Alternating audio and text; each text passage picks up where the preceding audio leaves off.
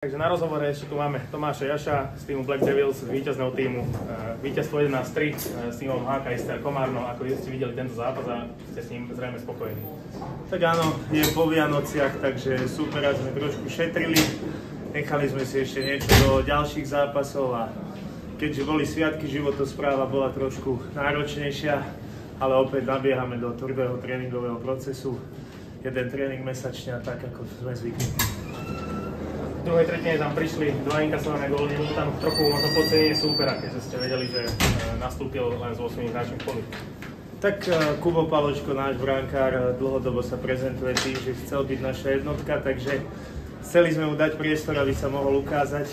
Bohužiaľ pri tých dvoch situáciách to nezvládol, takže museli sme potom opäť začať šlapať.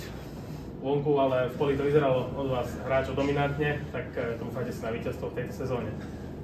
Trúfame si na víťazstvo, my to dlhodobo hráme tak, aby to dominantne vyzeralo, ale skutočnosť je niekedy taká, že nevládzeme, ale sme dobrí herci, dobre to skrývame, takže myslím si, že aj vďaka tomuto môžeme ísť až na titul. Ďakujem pekne za rozhovor a držím palce do ďalších zápasov. Ďakujem aj ja.